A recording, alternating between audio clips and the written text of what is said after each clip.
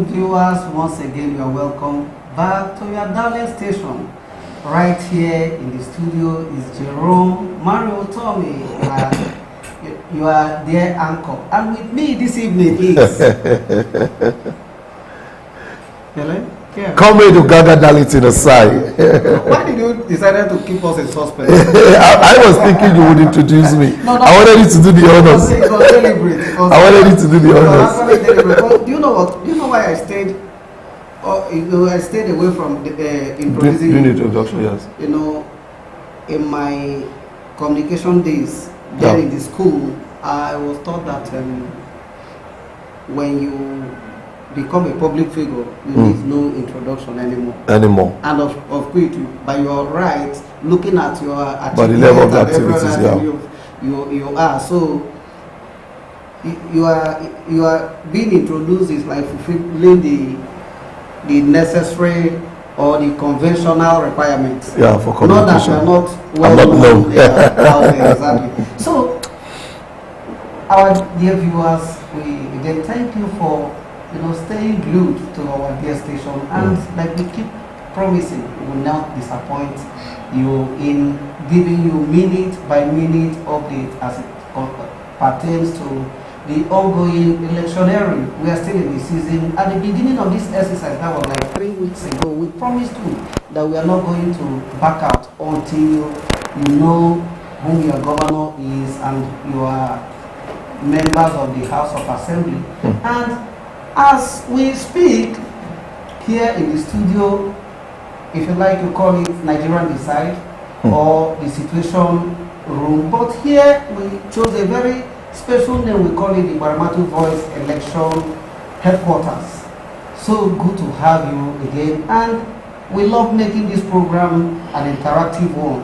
And to do that, we encourage you to use any of our social media platforms to give us your feedback, reactions, and contributions, or better still, you call the number that is boldly written on your screen. Again, Jerome Mario Tommy is my name. I work with Baramatu Voice. Few hours from now, the long-awaited election will begin. The apocalyptic election. It's like we're waiting for rapture already. Now, you are not a prophet, yes, but an analyst. Yes. And an analyst, based on my own understanding, is an intelligent man who looks at event, the present event, and use it to what? Predict tomorrow. Yeah. Looking at what we witnessed on the 25th of February. What do you expect from Nigerians tomorrow? Actually, thank you very much, Baramatu Voice, for having me. It's always a pleasure to be here. Wide coverage and wonderful work. I also want to congratulate the Baramatu Voice family for a very balanced coverage over this period. Posterity will remember you for good. As a matter of fact, Delta State now has a voice, a media voice, and it's an amazing thing. So back to your question. I would rather ask a question of what we expect of INEC as a body, as against the Nigerian body, because in the last election, our heartbreak came from INEC, not the Nigerian people. The Nigerian people came out; they were ready to vote, right? They all came out, even around us here. But they voted. They came out; they were ready to vote, but the question still remains. It's still a question right now that the Nigerians are asking. How come I was not able to vote. Some people couldn't vote. Exactly. It's common knowledge. Some people, I was an observer, like you know, in the last election. So I'm not speaking from my house that I didn't watch television during the election. Like tomorrow, so I'm not going to watch television during the election. We'll be driving around town. So people came out to vote and they are asking what happened that they couldn't. So the question I would be liking to answer as my first question today would be what I'm expecting from INEC, right? INEC made so much promise. Before I came there, I was watching the television, and then I heard one of the INEC officials making another level of set of promises again, that we are ready, and then there were issues here and there. The issue of the two young men that Supreme Court has given opportunity to go and vote with their temporary voters card, and then the man came and said they didn't give anybody temporary voters card, that the only thing they gave was a slip and all of that. So the question I want to be comfortable to say that INEC may not fail us tomorrow, hopefully. That's my prayer. Yes. That's our fingers are crossed, because when it comes to the people, they are ready to vote. Although we lost a good number of people, still on my Facebook page, people still tell me I will not vote. Still on my Facebook page, as of today, yesterday, people still say I will never bother myself to go out and risk my life. What do you think set the stage for? So is it the spillover of what happened? It is exactly what happened that day. They said we have already, the people already were having this wrong notion that their vote don't count, right? Only for them to now go out and then it's like self-fulfilled prophecy, fulfilling what. So it's like, what's the point disturbing yourself? But the truth of the matter is that we just hope and pray that INEC tomorrow will be a very good opportunity for them to redeem themselves, to let us know, to let Nigerians know that it was not deliberate, it was actually not man-made, it was actually not expected, it was an unexpected glitch they had. That's a very good one. But before we focus on the 28 states, as we are well aware, the governorship contest will be taking place in 28 states. Tomorrow, yes. Yes. Others, enjoys what I tag staggered election. You understand? For now. For now. Yes, exactly. No, it has come to stay, because I don't see us, having a unified governorship election in the country. In this country. Instead, I'm even expecting more to opt out, because definitely after this election, some may go to the court and Lord may smile at them, and as soon as they are, they get the tenor starts reading from there, becomes on uniform.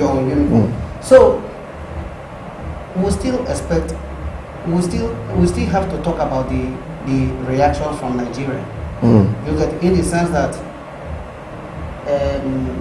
we have how many major political parties now? We have four. It still remains four. Okay, it still remains four frontliners. In fact, I think it was five before ANPP was the NNPP. In your own objective analysis, in my estimation, yes. We have, are they really 4 or 3? Actually, there are not 3. There were 4. Okay. Now we have APC, Labour Party, and PDP. NPP was phased out. Are they in particular orders mentioned, or no particular order. Okay, let's look at some of these states. Okay. Beginning with the commercial neck of the country, which is Lagos. Yes. Lagos, as we are well aware, is been controlled by one party from 1999 till date. Though they've been changing names, you understand, but it's the same set of people. The same set of people that are taking moving from one, and they keep winning. Yes. You get it? Yes.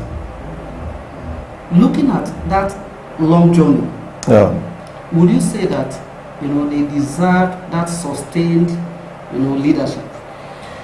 As in, when you place the people involved, the political parties, and the development on ground in the state, would you say that they deserve that people's support? Okay, one of the things I like to say when I talk to people, especially when I want to talk on the strength of this authority, is to introduce myself by discipline, by training.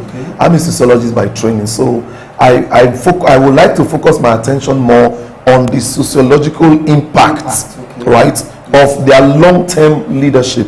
One of the reasons why I seem to be in a little bit, in fact, one of the reasons why I may not have too much problem with the fact that one party has been ruling in Lagos State up till now is the level of development that is in the state, right? Lagos State is rated as the financial hub of Africa, right? And you know where it was coming from. Right now, as we speak, they are opening their own third to fourth ports. They are opening 2 ports on their own in Lagos State, away from the federal government job, right? So Lagos has been developed to become an independent state as a result of the sustained leadership. So if the leadership matched with development, yes, that's what we're saying. All you need to do is to take a trip to Lagos, right? Just take a trip to Lagos and spend a weekend there, and you'll be wondering, am I in Nigeria? Right? Everything. I mean, to be very sincere, the only challenge I have with the Lagos State gubernatorial election is the flag point of violence, right? This is actually unprecedented. We are having pre-electoral violence. There's a report of a young man that went to campaign, one of our darling celebrity on radio for another party, that went for a campaign a few days ago, and he and his people were attacked, right? And then I just saw on Instagram this afternoon where somebody was making an announcement in a town hall in the same Lagos State. So it's established that there is pre-violence. Yes, it's established. Yes, there's pre-election violence already. Yes, sorry about and there are causes to post-election too, if it's not properly handled. There are causes to post-election violence. Definitely, this coming election in Lagos State is going to be a straight fight between who and who. What do you think? And the election is a straight fight between the inroad recently made by the Labour Party. But it is a straight fight between Labour Party and APC. In fact, I'm sorry to say, PDP is now playing the third fiddle in the nation as it is right now. They're not, unfortunately, but that's the truth, right? There's a principle that we're taught. It's called the principle of political elite, right? They said the burial of political elite is in history. They bury political elite in history. So you have the principle of the fox and the lion. They said the lion will rule to a time where they become weak, and then fox will take over. The fox is cunning, is scheming. The lion is bold, it roars. So you see, if you look at all the political elite we have, some of them will have the characteristic of the lion. They are roaring, they are violent, they win power with everything, while the others, they are cunning, they are like the fox. So after a while, the principle of political elite theory in social political science said, naturally, each of these elites will just wear out and die, and then the other elite will take over. So what is happening now? Is that the fate that has befallen the PDP? Yes, a particular elite group is already retiring. Yeah, they are retiring. And it is unofficially retiring. It's unfortunate, but that's what's happening. Looking at the cause, will it be wrong to characterize it as self-inflicted? It's self-inflicted. As a matter of fact, it's let's hold it. Yes, self-inflicted. Yes, self-inflicted. They've taken that away. That is self-inflicted. It is. Now, so definitely something must happen tomorrow in Lagos. Winner must emerge. What yes. are you looking at? For me, looking at the level of work that has been done, I still believe that someone will emerge the winner. APC basically take the thing. We are not INEC and we are not May. With the level of work, with the level of work done, and from analysts, you hear the language. You see, let me tell you one thing about the political behavior of a group of people. If you look at the aggregates, look at the majority of the people in that particular society, you cannot ascertain the political behavior. One of the things about the West, you must understand this about the western part of Nigeria. Western part of Nigeria, the average woman and man is politically aware. They are aware, they are enlightened, they know about who are we voting. So they want to know, do we want to vote? So they are not political illiterate. We are the ones coming into political activity, becoming aware politically. We are the ones that are waking up to political activity. They have been there for long. So if you look at their behavior, let me just make this point. If you look at their behavior, you will see that one of these things about it, they have a natural distrust for a newcomer. Right? They want to test experience. They want to test experience. If not for the tussle for the last time, there was no way that Babajide Sanwo-Olu would have taken over for the Ambody. If not the inner fightings that happened, he would have naturally gone there. Everybody till now since the time of our senator that is now the president-elect, has done twice. So we'll come to that issue. You know, that point is very, very important. Okay. It's not about Lagos. It's, you know, it's Nigeria specific. okay. Ogun is going to be a straight fight between APC and the Labour Party. Yes. Like you observed recently. I think PDP is like, should I say, living on life support as well. But the case of Oyo State is different. Okay. Though Labour Party may have, you know, made an inroad into the state, likewise APC, but the sitting governor belongs to belongs to PDP. Look at it. But there is even at that, there is equally a challenge on his own part. He's among the five G5. G5. The disgruntled PDP members. They are disgruntled. They are angry. So now, from all these challenges and strengths, what should we expect? Yes, the truth of the matter is that when you come to a state where there's a disgruntled governor, it's this or this, like what Wike did to all of us. No, we'll get to Rivers. So no, it's all together. The truth of the matter is that the truth of the matter is when it comes to the West, APC has a strong hold on the West. It's a web, it's a network. It's a network of leadership structure, right? So they are all trying to retire all PDP states in the West. They will do anything to get it. So if you now add, that is why somebody said, the worst that can happen to you is that an internal enemy combined with an external enemy, right? If you have enemies only outside, it becomes easy for you to defend yourself. But if you now have internal enemies, you have a disgruntled member of the party standing here, you may not know where the person will go to, but you know very well that he's not with you 100%. So that crack becomes an additional crack to the people that are fighting it from outside. So most likely, it may not fall to the Labour Party, it may fall to APC. Wow. Yes. Okay. Just before we come back to Niger Delta, let's look at the North. Okay. The North, as it stands currently, they are block APC by looking at the number of by the election that happened last week, that is still being contested. Okay. That is still being contested. So because you may be surprised to know that Labour Party has a stronghold now in some parts of the North. It's not impossible. Yes. It's not impossible. Okay, we leave it at that point. The argument at that level. Okay, we leave it at that point and come back to our home region, which is the Niger Delta. Edo is out of the picture. It's only the State House of Assembly that will be, having elections. It out. Yes. Yeah. Then, out of all these states, the remaining 5 states, Rivers. Your expectation? Yes, Yendeba, the state of Yendeba. The truth of the matter is that Rivers State has been a very wonderful front burner for this election this year. In the annals and in the history of Nigeria, Rivers State will go down as a defining factor, right? But what happened, if you watch the drama that took place in Rivers State, is like one of the things that I love about that man, Wike. He's one person I love a lot too, sincerely speaking. You may be very contradictory, but I like people that stand for what they believe. Right? Did he really? Yes, he stood for it. He said he believes in PDP.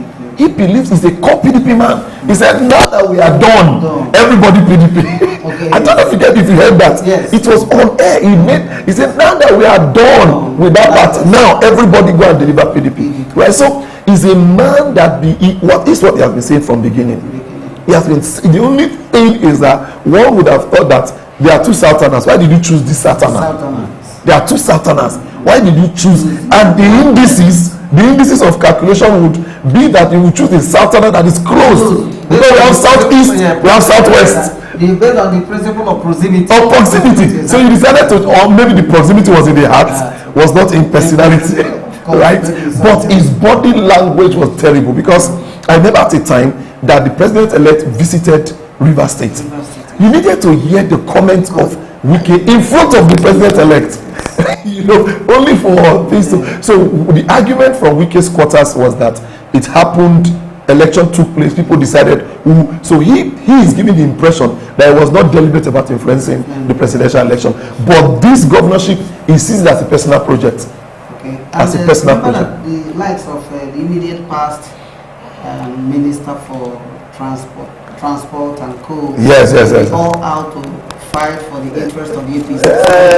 The truth of the matter is that you and I know very well that sorry, I said Governor Amechi, Minister Amechi has been very silent, right, since after the primaries where he lost out. You know, So he has been responsible for turn off. it can be a combination of a lot of things. Disgruntled, it may be dissatisfied, there may be promises made to him before he went on with that, because it's a huge investment. 100 million from anybody is huge, right? People are saying that what we suffer from CBN is part of the fallout of that 100 million. That somebody is angry that I spent 100 million and then even before I got there, they said they use a bureaucratic bottleneck to let him drop out. So people are speculating that we suffered, Nigerians were punished for that 100 million, so let alone a former governor. So I do not see his presence as being any form of consequences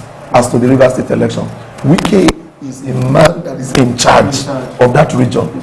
He's a man that is why I would have expected our governor, to make some level of grab, because there's no way you can, there's no man, not one, there's not one tree that can make a forest. So Rivers State, the Labour Party. Labour Party. If there's anything that Labour Party has done in this election, is to pull surprises. Like Rivers State. In Rivers State. That's what I'm saying. If there's anything that Labour Party has done, is you can't be too sure. Before I came, I made a post on my social media handle, and I said, after looking at all the parties, looking at all the indices and all the leaders, and I'm like, nothing is short tomorrow.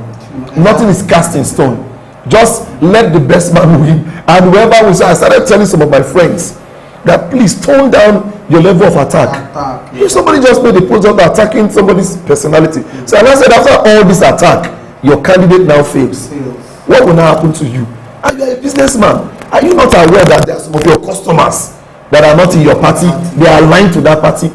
So tomorrow is actually not set for Rivers State as to what Labour Party can spring up, especially in the State House of Assemblies.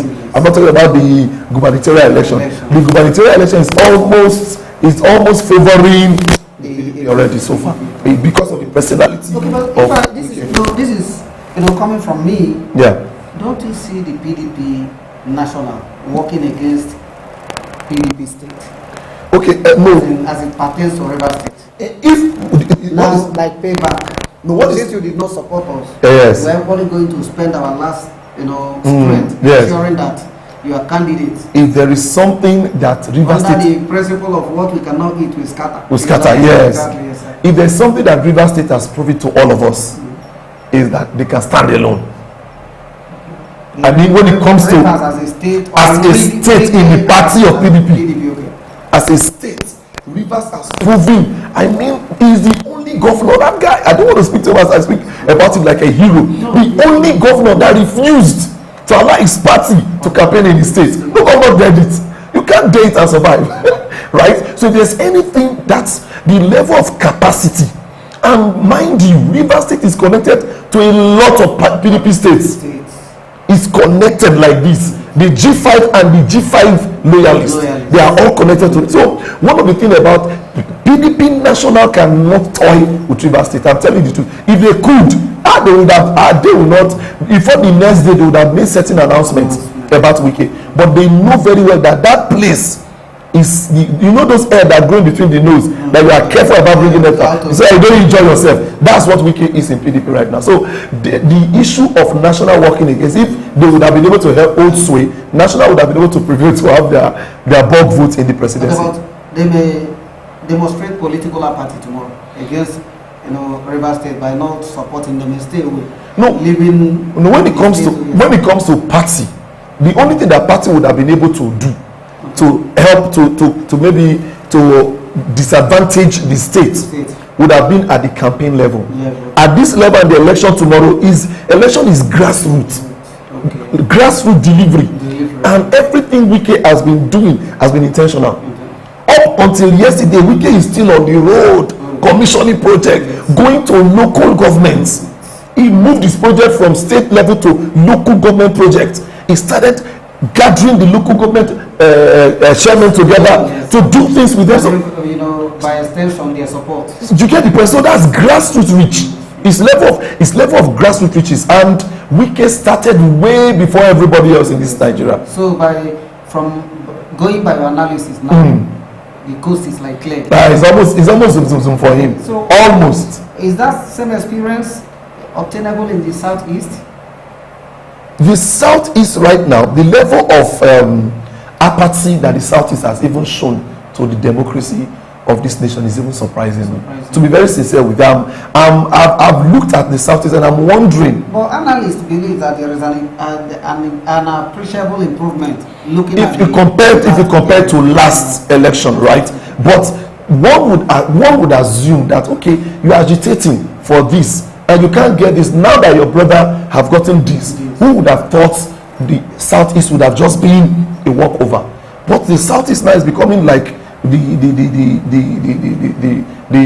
north that we're having as issue in this country, right? So when it comes to the level of security challenges in the southeast, will also make people not go out tomorrow. We're just hoping that people will turn out. And is in the absence of people turning out that you see all of this falsification taking place. So the southeast will be seeing many results to be contested because I'm predicting that people may not go out as much as they did for presidency. Out of the few that will go out, which of the parties are you looking at? Yes, out of the few that will go out, I saw the gubernatorial candidates for Abia State. I saw a bishop. I saw a few. You know, one of the greatest challenges in the east that we have right now is the level of disenchantment. A lot of their governors were distracted, right? Instead of focusing on building Abia State and doing so, the government was moving around with Wike. It's not part of the G5, it's not part of this. So that level of disenchantment, because people will transfer their love for you to your party, and then it will not translate to victory, right?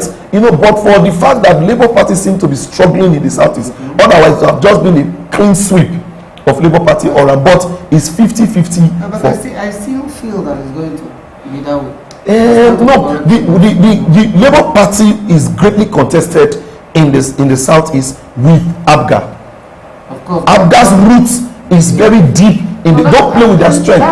That's in Anambra State, and even at that, the governor is like expressing serious concern that the Labour Party may sweep through the state. No, what ABGA does in the southeast is the area where they have strength, they pull their strength. The area where they don't have strength, they crumble their system to the nearest aligned party. And ABGA has refused to align with Labour Party. If you listen to the national chairman, you discover that he has refused. He said instead of aligning with Labour Party, they will align with PDP.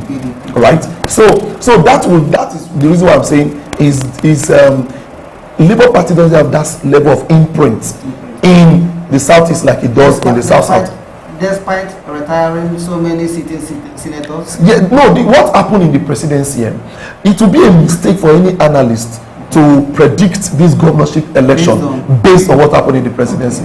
What happened in the presidency? Some political loyalists in some parties vote Labour Party, or while others vote APC. Okay, because of the candidates. Because of the strength of the candidates involved. Now, internal loyalty is now restored. Internal loyalty is now restored, and then the strength of the personality is also an issue too. Because if I have somebody that I don't believe in, there are people in PDP that don't believe in the PDP's candidate running for governorship. There are people in APC in every state that don't believe in the candidate running for the parties, right? So if I don't have that kind of conviction to vote for the person, I will not vote for the person. So you cannot compare Obi and our president-elect's level of sweep at the governorship level. All right, so let's, we move on. Welcome to our dear state. Delta State. From my own understanding, Delta is a very big state. Yes, small. Complex problems. And that problem, or those problems, recently raised its ugly head again towards this gubernatorial election. You as an individual, Yes. as a Delta, Yes. a political analyst, Yes. a development professional, what is your take about tomorrow's experience? For Delta State. For Delta, yes, sir. Tomorrow's program. Yes. Delta State, wow. The dynamics in Delta State election, especially for this governorship election, is awesome. First and foremostly, PDP was overconfident at the beginning, and now they are playing catch up. Right? The governorship candidate of PDP was very relaxed at the beginning, relying on the level of capacity of the sitting governor. With all the tussles, I would have expected that with all the tussles on ground and issues on ground, he would have hit the ground running, right? But much more than being there, he was sending proxies. So you have his youth campaign group, you have his women campaign group, but you don't have the call man going out to the people, right? So it's an issue of it's a done deal until the victory of Labour Party. That's for PDP. For Labour Party, I keep saying it. I tell my friends, that are very close to me, that I made a post recently, and one of my friends called me and said, "Are you fighting?" I said, "I'm not fighting this man." The truth of the matter is that I believe that he didn't believe in the process in the beginning. Kempela started believing in the process after the victory of Labour Party of Obi. You can't tell me anything else. Otherwise, nobody knew anything about Kempela until the day of. In fact, I've never heard of that name until the day of the election, and we have been watching the political space, right? We have been watching this. So it's a wave that came that had he started early, it would have been a clean sweep, right? But now you are just introducing yourself, and people are watching, and they are like, really, this man? And then people are saying he lives in Lagos, he has a business in Lagos, most of his things are in Lagos and all of. And I watched the debate of the governorship candidate, and there is one of them that is Ofehe that says he lives in Frankfurt, and then he's going to set a consular. As in the Netherlands. The Netherlands. He said he's going to have a liaison office of Netherlands in Nigeria, and the interviewer had to ask him. We'll come back to that. Okay. Let's be holistic in approach. Okay. Delta was created. No, I'm not talking about APC. Let's be balanced so that we'll not be accused. We'll later come back to these issues and discuss the candidates one after the other. Okay. You understand? Delta State, going by the records, was created in the year 1991, precisely August 28. Okay. Then was the period of the military era, and a military administrator in the person of Lieutenant Colonel Chijuba Ochulo was appointed as the first administrator of the state. Yeah. He was there for 1 year. Then election was conducted, and Felix Ibru emerged the first executive governor of the state. Yeah. Well, all through that period, that was in the dark days. We are now what they call period of emergency. Anything can happen. He couldn't complete his 4 years, and we had a fellow countryman. Yes, my fellow Nigerians. My fellow Nigerians, and he himself. He was a breath of fresh air. Exactly. So Felix Ibu was a breath of fresh air, and his focus on agriculture was huge at the time, right? It was a good foundation for the state to rise up, even though it was interrupted by military at the time. It was a good foundation, and then it gave room for political elites to begin to line up under him, so that immediately after the military era, these elites were ready to do the divide and share. That's where we are today. So meaning that he would have performed creditably well. Awesome. He started with the starting that he had, with the level, because you see one thing about, of course, there are people contesting the presidential election, but with the few things that you are seeing that our president-elect is already trying to do, you can tell that this man, with all the insults that have been thrown on him, may end up becoming a good president. Look at what he has done in Lagos State, right? So the beginning of a person can tell you how far he will go. He started quite well, and we are believing that he would have done very well if he was allowed. Yeah. So before he could complete his 4 years, he was shown the way out. No thanks to another military coup. At that time, it was like off and on arrangement. And with that, a military administrator was again appointed in the person of Abdul Karim Shehu. He was there from August 17, 1993 to December 10, 1993, before he was transferred, and another, Basil Asoko, was brought in, and he equally stayed from December 10, 1993 to 1994. From his tenure, Ibrahim Kefas took over from him, and was at the helm of affairs of the state from 26th of September 1994 till August 1996. And he handed over to John Dongs. John Dong, from Calabar. State, exactly. Oh, I thought he's a Calabar man. No, from Plateau. So okay, Kefas was a Calabar. Yes, he was in charge from 22nd of August 1996 till 1998, and he now handed over to one of our very own, in the person of Walter Fegabo, the job brother. Okay, yes, exactly. So he was in charge from August 12, 1998 to May 29, 1999. So he was actually the one that handed over to the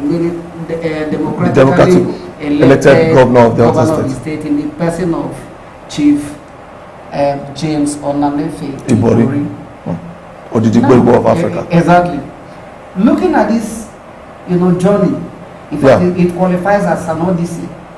You get it? Yes. Side by side, the military rule and the democratic dispensation. Yeah. The journey so far, the achievements, ups and downs. Could you say, or can you allow me to say in all honesty, that the democracy has fared very well in the state? In Delta State, yes, if you look at the journey that we've had, compare Delta State to a lot of other states, we are not doing badly. We are not doing badly at all. That's my evaluation. My evaluation, we are not doing badly. It's just that the only place I would fault our political development is the one-sidedness of this state, right? Since the inception of democracy in Delta State, it's been one party that has been leading. Okay. It has been just PDP that has been leading. So if we were politically grown and balanced, it would have been a rotation, a flow.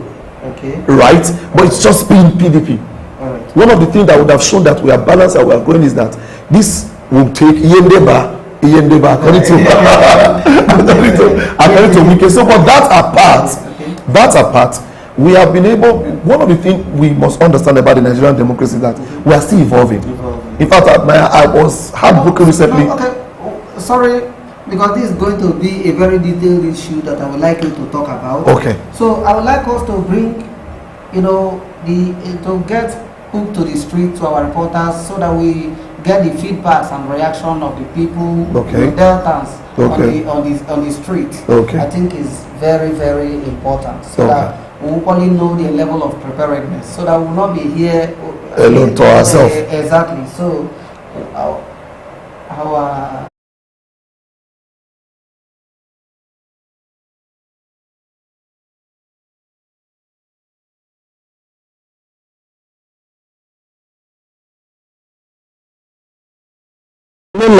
Mr. Lewis, what do you get to talk about tomorrow election? What do you expect for tomorrow election? Tomorrow, I don't want to see people come vote. Normally, you know, say wetin happen for the presidential election, many people dey fed up. But we no dey look at those ones because now we get the power to choose, to make decision. So if we no come outside, we come be like say we dey leave am for those people wey dey say they dey try to scatter am so. So we know say the vote is so. Na our future na be that one. If you look at say na make dem go vote, no dey vote. Na the future of your children, the future of the next generation, na you dey put for jeopardy. So abeg, make we come out, make we come vote, make we put shame for devil face. I build the house. Okay. So wetin wetin be the expectation wey be say you get for INEC, wetin INEC go do for tomorrow, compare am to wetin pass for the past election? You still get hope for INEC say INEC go fit do wetin dem suppose do? To me, I believe say INEC dem go deliver, because wetin dey happen for the presidential own e be like eye opener to everybody, and dem know say nobody go gree, and dem don still give us assurance. So but I wan still beg dem make dem remove sentiment from inside, make dem remove selfishness or self greed from inside, make dem do wetin dem suppose to do, because this one na big assignment for dem. So make dem try, make dem give us wetin we want. Like say dem say dem print the result to all the political parties, to each polling unit. So make dem do am like that, make dem print all those results come out for each political party, so that everything go dey free and fair. My name na Louis. What's your name, sir? My name is Walter Russell. Are you aware that tomorrow is the governorship and House of Assembly's election? Yeah, I'm aware. What are your expectations for tomorrow's election? Yeah, I just pray that God make it perfectly, that everything goes smoothly, and no violence. Let it be peaceful. Okay? Okay. What is your message for INEC concerning tomorrow's election? Yeah, my message to INEC is they should make everything perfectly. No signs of crime, like counting vote that is not votes. Are you getting me? So I want everything to be very perfectly. So my own message to INEC is, may they not play wayo, may they not play wayo, may they chop the rightful person. The person wey go rule this our state or our country, wey dey put the rightful person for there. That's my message. Yeah. Okay, what about you? Tomorrow you go vote, abi you no go vote? I will go. Okay, you go vote. Yeah, I will vote. Because you believe say your vote will count tomorrow. Yes, my vote will count, because our country needs a better government. So I will go and vote for my country. So. What's your name, sir? My name is Emeka Okorafor. Are you aware that tomorrow is the long-awaited governorship and House of Assembly's election? Definitely, we are aware about the elections. There have been a lot of sensitization about the elections, so there is awareness, and we are prepared for tomorrow's elections. Okay, so what are your expectations for tomorrow's election? Definitely, my expectations is that we should have an improved election, unlike what we had on the 25th of this month. It was not encouraging, and I think the mood generally, you see, the people's mood is not, we are not encouraged by what we saw on the 25th of this month, but definitely we hope that there will be an improvement, because INEC has assured us that there will definitely be an improvement, so we hope that there will be an improvement in this election. Okay, so you believe there's going to be an improvement in this election? Definitely, let's just take them by their words. They assured us during the presidential election and the House of Senate and the House of Rep, but what we saw was it was shameful, but let's see, let's give them the benefit of doubt. As a citizen, I will definitely come out and then cast my vote tomorrow, and I hope that things will come out well. My expectation of tomorrow's election, I'm afraid that most of the Nigerians that went out to vote for the presidential election will not be ready to go out because of what happened for the past time. Most people that have never voted before, they went out to vote because they wanted a new Nigeria. But unfortunately, they didn't get what they were expecting. So in this tomorrow's election, everything is in the hands of God. We are still hoping that God will do a new thing in this country, Nigeria. We choose a better person in better state to rule us. Do you think the INEC is going to do what they promised to do tomorrow's election? I don't think, because everybody are not, guys, it's only God that knows everybody's mind. Okay. Human being can promise, and at the end, they will not fulfill. So who are INEC for us to believe them fully? So it's only God that can promise and fulfill. Okay, looking at the past election, we should say the citizens come out in masses to vote, but the result that came out was not what the citizens expected. So, as a citizen of the Federal Republic of Nigeria, what do you think we can do about this thing for the government and people who are in power, the INEC, to grant us our expectation? What we do for now, let's just keep on praying and hoping that God will change everybody's mind. It's only God that can direct. Don't you think our votes are very important even while we do these prayers? Yes, our votes are very important, and I advise Nigerians to also go out to vote. So, what is your name, sir? Okay, my name is Mr. Chukwuba Azimoko. Okay, what you going to talk about tomorrow election? My own take on tomorrow election, although you saw what happened at the previous one, that February 25th, where people came out en masse to actually pour out their heart by voting for the person they love. But unlike the disappointed people, so many of us, of which I'm one of them, they actually disappointed me through their action, the way they call out results at that particular day. But I'm not deterred on that particular result they call, because we know at the end of the day, court will always prevail on that particular matter. So I have full confidence that the court will do the right thing come the right day. So what do you expect say tomorrow election will be? How the election will be? My expectation is that understanding that the INEC has failed, we will still come out, because we need to change governance. We need to change the crop of people that are still ruling now. We need to change them. So as I know that there are so many people who have that same eagerness to see that we have a new and a better government in this particular state, for example, Delta State. So we need people to come out and vote for their choice, the right candidate that will bring about a massive development in this particular state. Because when I go to other states, take for example like Akwa Ibom or Cross River State, you see a particular state where there is a massive development.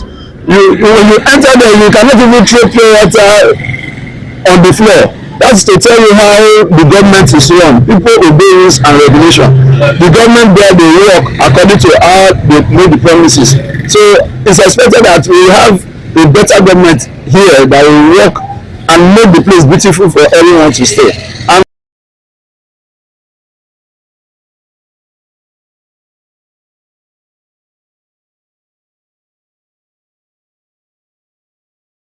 And that was the voice of the people.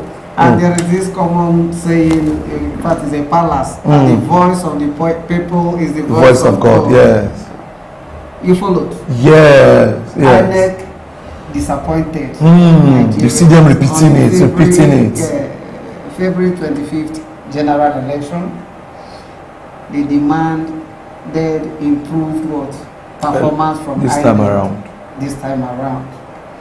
And most importantly, we are praying nation, like I keep saying. Most of us are probably saying that we need to, pray hard at this time around, that God should take charge of everything. We are going to be taking all these, one after the other. What actually went wrong on this general, when we are discussing or referring to the general February 25th election? Thank you very much. Nice question. I was thinking we're not going to review it. No, definitely. Yeah, because you can't make progress until you go back and reflect on your mistakes, and then you are looking at possibility of correcting those mistakes. What I think happened with INEC was a lot of things. One, overconfidence, right? Because the major problem of the February 25th election was logistics. So what I heard yesterday while they were interviewing one of the INEC officials in Abuja, and he mentioned that materials will start moving from Thursday. I said, these people are already, that means they have been able to look at the areas, because on the day of the election, while we're on this television station, while we're on break, I drove to Orisa local government, which you are aware of. Yes. It was at that time by 11-12, they were putting it into buses. And this is worry. You go, there's some riverine areas. By 7 p.m. that same day, the material had not gotten to some places within the same worry. Right? So logistics is something they would have envisaged. So I feel strongly that a few things happened to INEC, but basically the major problem of INEC was that they were still thinking that Nigeria today is the Nigeria of before. They didn't believe that people will hold them to the level of accountability that they did. So I believe that they had to sit up for this necessary. But my only question I'm asking is, if INEC has come out to agree that they had issues, that the former system was flawed, so what are we saying? If INEC had come out to accept, because the INEC chairman came out and apologized that there were some hitches, there were some glitches, there were some glitches and hitches with distribution of materials. It was he accepted that there was a general issue, because apart from the logistics issue, there were also issue of the upload with the beavers. Exactly. And there are proof now of multiple reports from the beavers machine, right? So when you came out to apologize that we are aware that there were some issues with our election, is that not enough ground for you to now give listening ear to those that are complaining and say, let us hear you, so we don't need to go to court, we don't need to take the matter to court, we don't have to take it to a tribunal? I don't, this monotony. Listening as in cancellation. Bring your strong reasons before us. And if you can prove your strong reasons to us, and then we can look at the issues. Because do we really need to go to courts in Nigeria? But INEC, as at my last check, is an umpire, not a judge.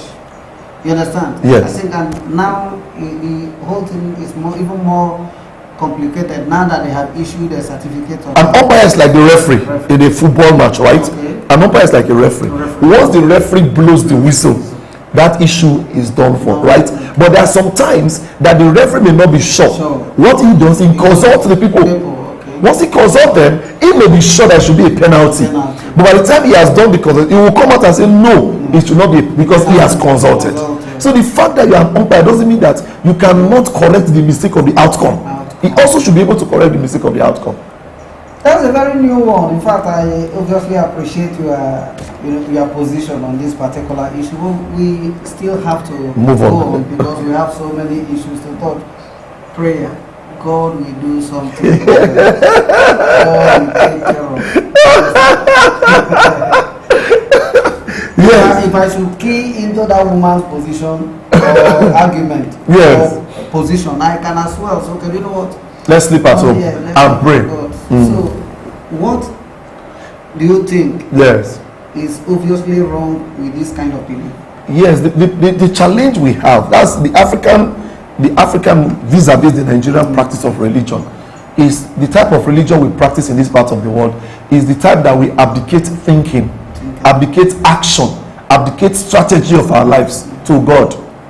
That is the reason why we have shifted from non-developing country to less developed country. I was so embarrassed recently when our president attended a meeting in Dubai where he was appealing that Nigeria is now mentioned from the mouth of our president. We are now less developed and we are the religious headquarters of the world. We have the biggest of religion, the biggest of churches, the biggest of mosques, the biggest of everything, and the poorest of citizens, and the richest of pastors. Why are you taking this position? You are a pastor, if I'm not mistaken. No, I'm not. I'm actually not a pastor. Yes, I'm a realist. As a matter of fact, I'm an ordained deacon of a church, right? But one of the things I don't do. Qualifies you to defend. No. It doesn't qualify me to defend everything about the church. It qualifies me to speak for the church when the church is right, and speak to the church when the church is wrong. I wear different cap in the society. I'm also an activist. I'm a human rights activist, right? I have fought against a pastor. I'm an activist for children. I have fought against a pastor whose daughter raped a child, and the pastor was trying to cover it. So the fact that the pastor doesn't absolve me from being real with what's happening. A lot of things are already hidden under review. So let me say to Nigerian people listening to us, elections are not won by prayer and fasting.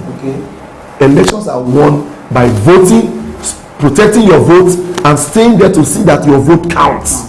That's how you win elections. So please, let's go out to vote. When you are finished doing the work, you can go home and pray.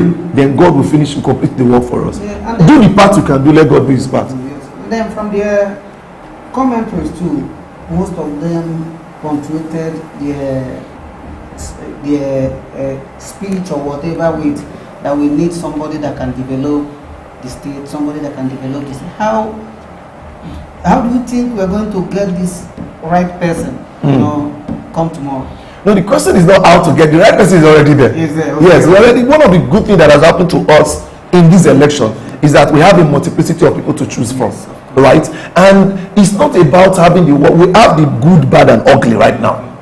So whoever emerges tomorrow, my only fear is if anybody is disenfranchised, right? But whoever emerges tomorrow from Delta State election and is the spoken will of the Delta State people deserves the leadership, because everybody you have on the pole right now, there are people that are very sound. I listened to the debate the other day. Eminently qualified. Yes, apart from the Sharif that didn't come out and Uvioma Gira didn't come out, the other people that were there, you can listen to them, very sound people. So any one of them will develop this country. Every one of them are people that have run business before, or they are still running business right now. So we have the people that can develop the country. The only thing now is the people, among all of them, is the person that the people believes should lead the nation right now. Okay, thank you so much. Then before we look at them one after the other, particularly the so-called quote and unquote The frontliners. Yes. Let's, for now, say this or discuss this particular issue here in the state. The debate, many did not turn up. Yes. Not many, two. Only two didn't turn up. Okay. Two is not majority. It's minority. Okay, Yes. Some did not turn up. right. Was that decision right?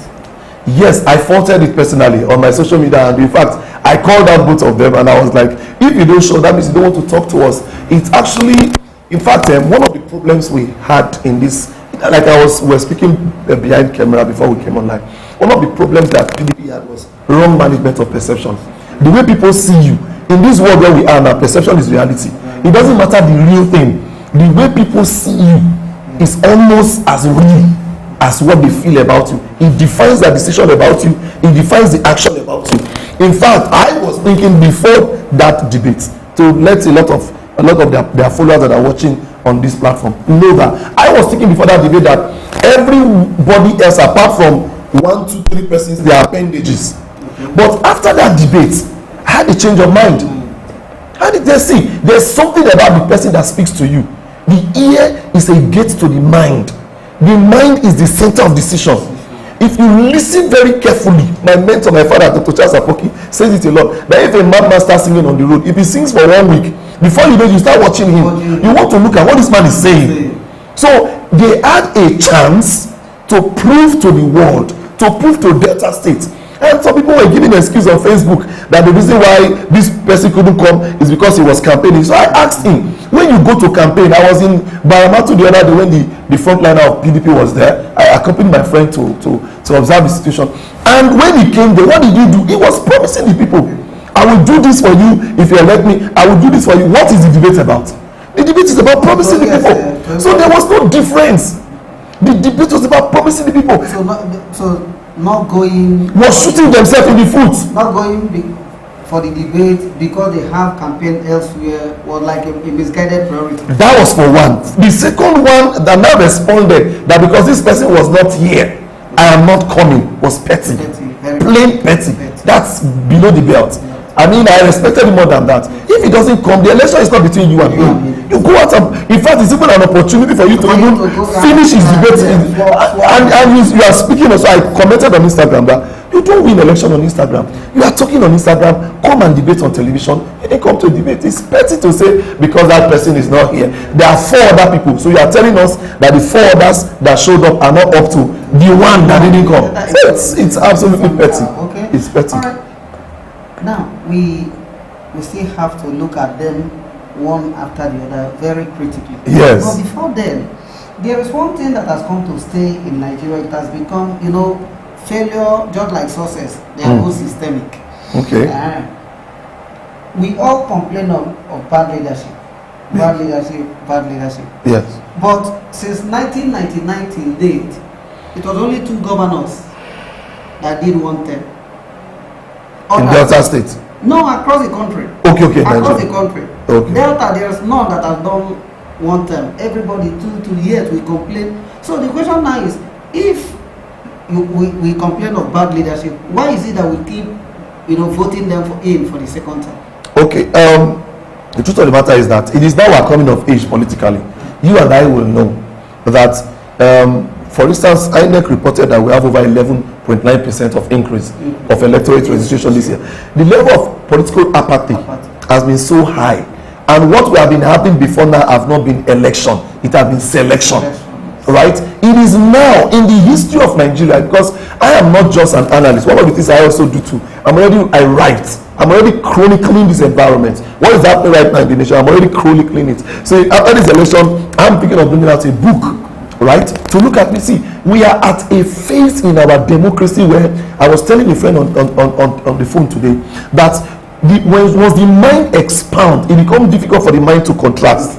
It will be difficult for Nigeria to go back to where we were before the election of February 25th, right? So everything that had happened in Nigerian politics up until then had been a lot of people watching from the side and say, it's their thing. But now, a wave has taken place that the common man on the street is not very empowered.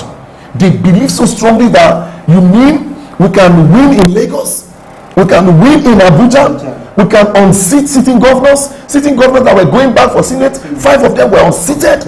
You mean the common man, an Okada rider, can become a House of Assembly, a federal House of Rep? So a lot of reinforcement is now shifting the paradigm of our political behavior. So all that happened up until this year was a lot of people just watching the politics. But now Nigerians are woke. They are now becoming very active. And as we speak now, we have a reality TV show that is supposed to distract the youth.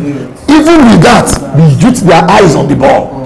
Their eyes on the ball. So thank you so much. Let's now be party specific. Okay. Beginning with the ruling party in the state. Yeah. There is this belief in some quarters that PDP is going into this election, as a divided house. Is that assertion correct? Actually, PDP came into the election generally, not just Delta State. Oh, correct. Okay. PDP came into national and state. At the national level, PDP came into this election bleeding from all sides. I mean, virtually, figuratively speaking, anyway. Deeply wounded. Deeply, PDP was bleeding. So that was why I was surprised when my friends told me that the language that was being used for the presidential candidate of PDP was unifier. I said, how is it unifying the house? In your presence, this house is falling, it's crumbling. So that bleeding has trickled down, right? And then what now happened was that some of the governors received the shock of their lives. They are yet to come out of that shock. I can tell you. Some of them have gone mum. They are just at this point now. So May 29 should come and just let whatever happen. So what happened in PDP in this election? They never believed it would happen to them. It was never that a sitting governor in PDP would be unseated, and the sitting governor dying for senior position, is it Cross River or it is unheard of. They are the lion in the political airline theory that I postulated in the beginning of this interview. Yes. They are those that when they stand and talk, everybody they go hiding. To unseat PDP, you have to be cunning, which is the fox, right? But this time around, it's not the fox that is unseating them. It's the top people that were not mentioned in the ordinary common man. Political equation. The people that were not mentioned in the equation, they just came. So when those people were coming, there's a principle in the parlance of politics that majority win the vote only happens in election. Majority wins the vote, I take it slowly again, only happens in election.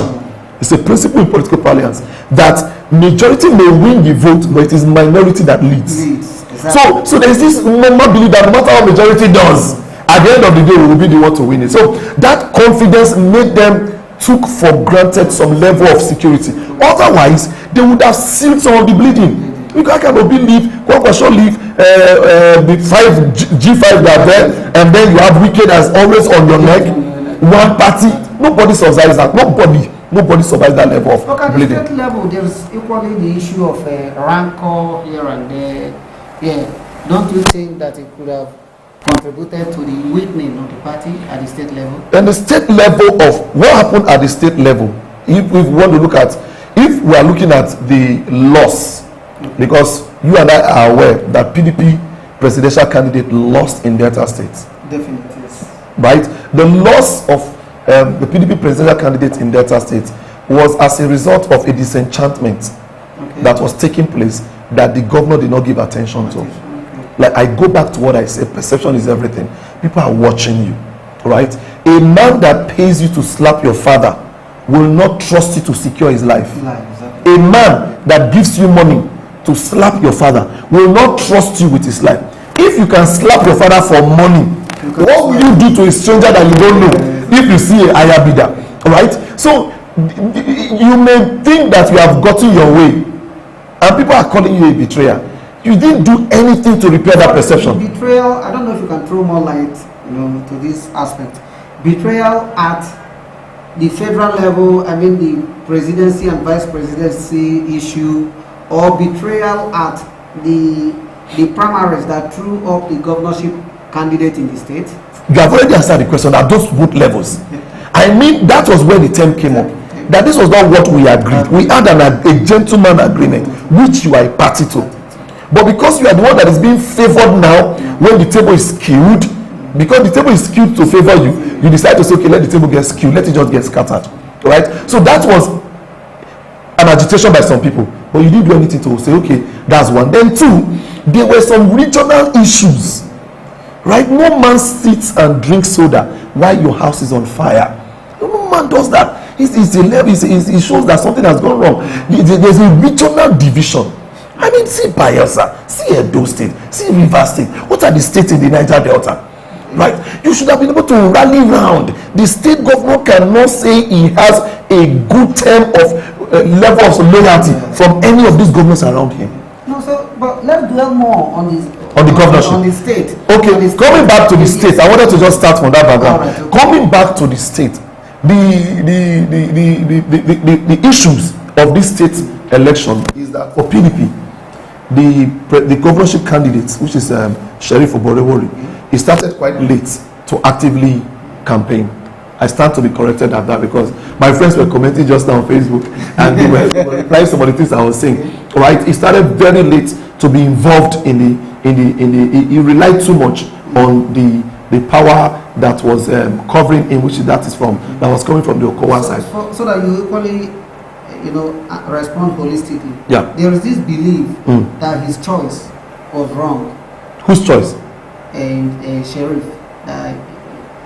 The choice of him to become the governorship candidate was wrong. No, for every there is the PDP as a party in the state parades, highly credible, highly intelligent, highly this and highly that. Yeah. That wouldn't have needed any form of advert or whatever or push. Because that they were already sellable, they were this and that. So no, the truth of the matter is that, bros, the person you send to the market is the person you can ask question. Okay. What you are saying, the money I send you go market, how you do a pass? Yeah. You know, go send person go market, go slap you when you come back. Fear no go let you say, what happened to my money? Right? So when it comes to the issue of choice, one of the things I tell people, there's what they call the power of interest. Interest comes to play. Even when you are driving your car, and God forbid something is about to happen, even if it's your wife or your child that is at that side, the law of personal interest will push you to defend yourself first. It's a natural principle of life. So you will not expect this man that is going away to give power to somebody he doesn't have trust for. So the antecedent has to be checked. What is the antecedent between this man and this one? You will not empower your enemy now. But in as much as that is correct, yes. You understand? Yes. Peripherally. Yes. There is this notion also that maybe the governor, quote and unquote, planned building a new political dynasty. That is on the public space. Okay. Okay. That going by that feeling. Yes. Look at it. Would you have considered governor's action as a right judgment? As a matter of fact, I don't stand for any party. Okay, yeah. I don't stand for any political party. But to be sincere with you, I don't believe that narrative. I don't believe that Okowa was trying to set up a new godfather. No. He doesn't. Even Okowa knows that he does not have that level of influence in the Niger Delta region. Wow, to become a godfather, you need to have some level of influence. When Wike speak, you know that he's but in 2015 and 2019, he won across board, as in across his 3 senatorial districts. So if, like you said, yes, that he has no influence. No, like I told you, let me go back to what I said because of the consistency of thought. Okay, all right. All that has happened in our polity up until now is the ruling class taking advantage of the sleeping nature of the people. The people are awake now.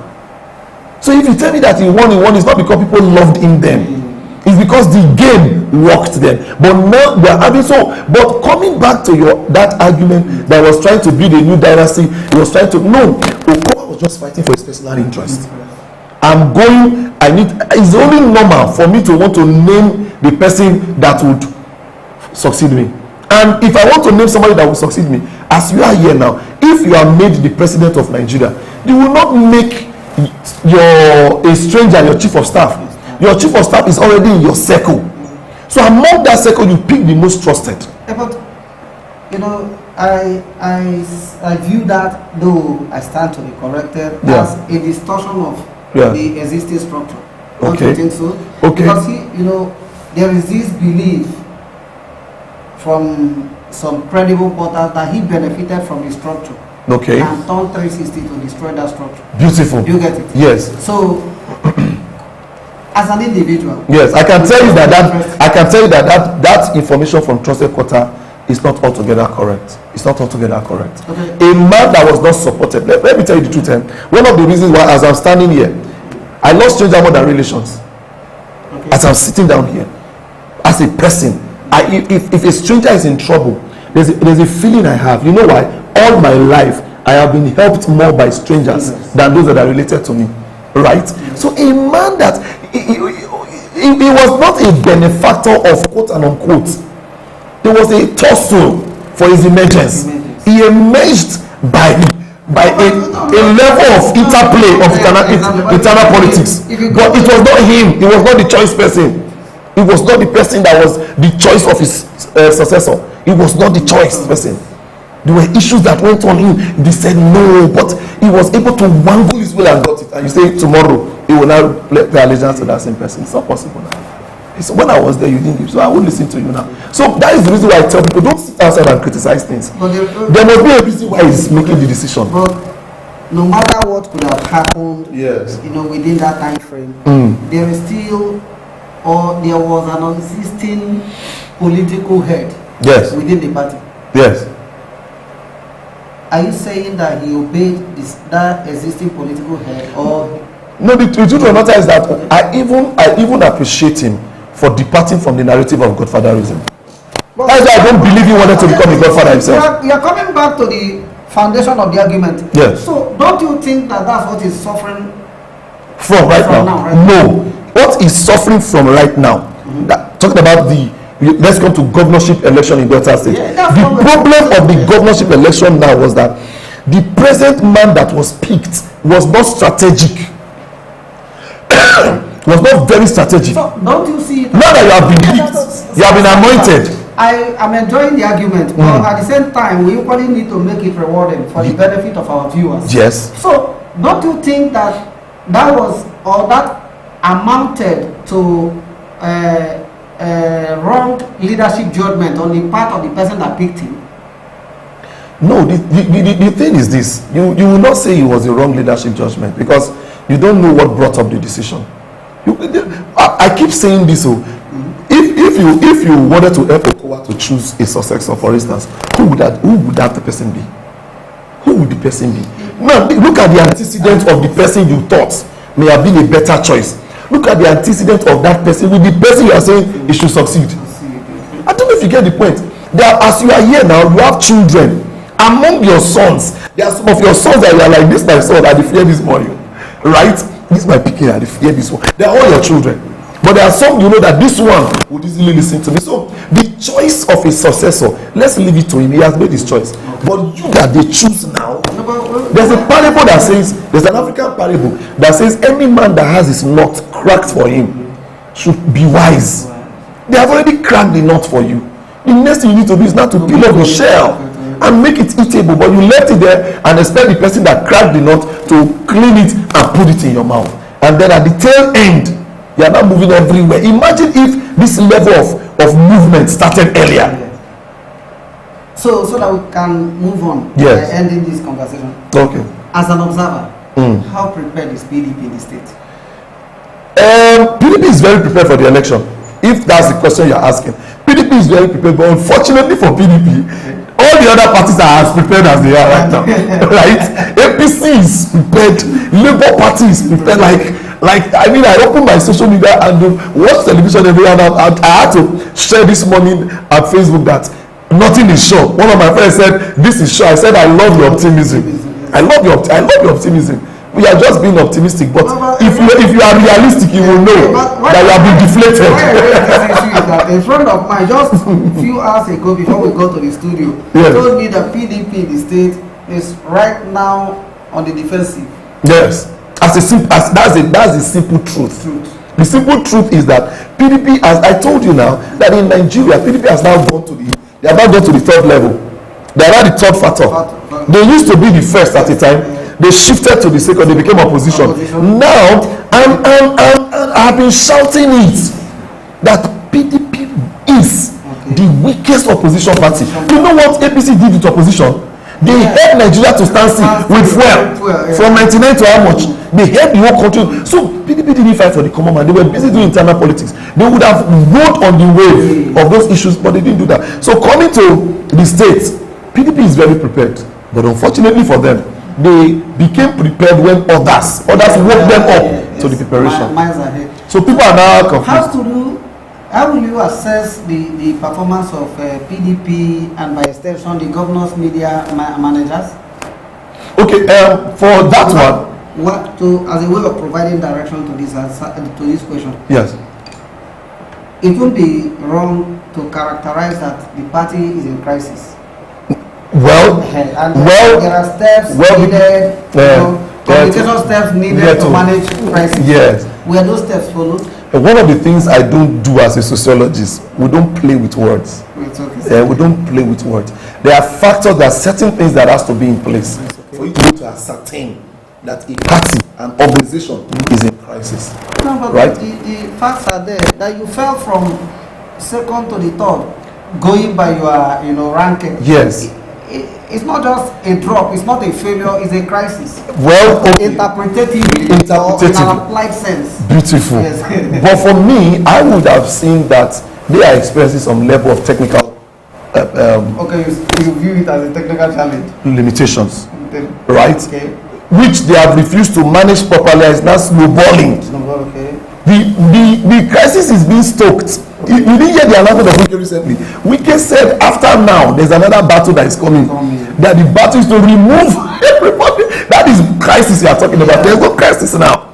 If this is not managed, what they have now is temporal limitation. And if this temporal limitation is not properly managed, it will now snowball into full-blown crisis. Crisis, we know what they call crisis. Crisis is everybody is running. Nobody is at peace. So the PDP management of the media, I mentioned earlier that one of the challenges, if you go to social media now, you will see that the language of the PDP media boys have changed. The language has changed. The language used to be very confrontational, but now the language is now more appealing, and they were supposed to start with appealing. And there were so many assumptions out there about the governor borrowing, about the governor doing this and doing that, and we expected that those are the SAs functioning as media aides, they will come out and debunk or explain. Nothing was done in that case. The only thing we heard people saying, anybody that speak against PDP, they will attack you, we will give you woto, we will do this, like politics is now child's play. But now it's now they're becoming issue based in their discussions. That's what PDP. Yeah, thank you so much. We are going to continue, but now we are being joined by Comrade Jackson Timeyan. Okay. Jackson is the PDP youth leader here in Delta State. Okay. So I think his coming is timely and respond. very critical. Yes. So it's going to help assist us in clarifying some of these issues. Awesome. So our dear viewers, we are being joined here in the studio by one of our very own, you know, he's quietly influential, self-contained, and intelligently wonderful. His name is Jackson Timeyan. Jackson is PDP youth leader, one of the PDP youth leaders here in the state.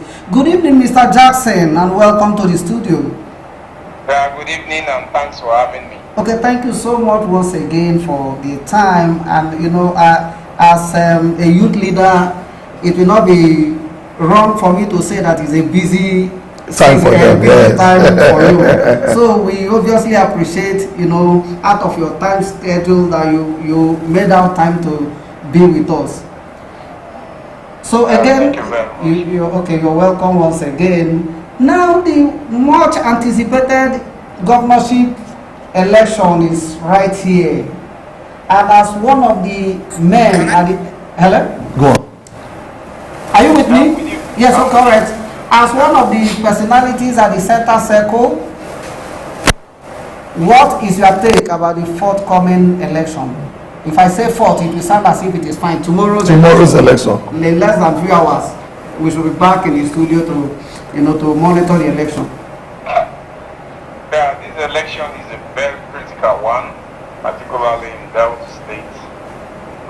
Two parties contending fiercely as never before in the history of Delta. Okay.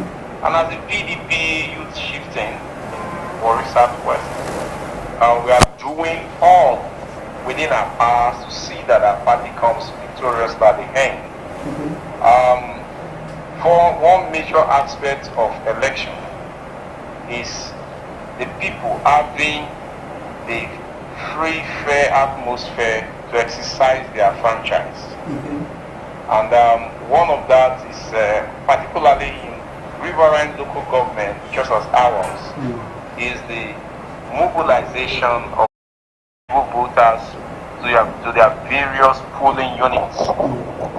You know, and that majorly takes place today. And as a party, we work seriously to see that eligible voters from the riverine communities in Delta State are mobilized peacefully in their numbers to their various locations of their polling units. So that has been successfully done today. I think it's done, if I want to say, that has been done about 90% done today.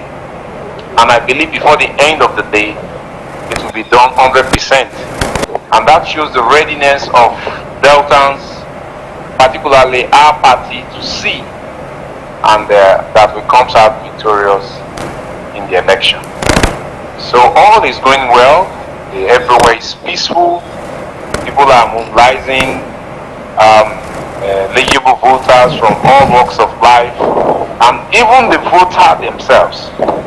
They are eager to cast their vote for their choice candidate, and that choice candidate is the candidate of the PDP here in Warri South.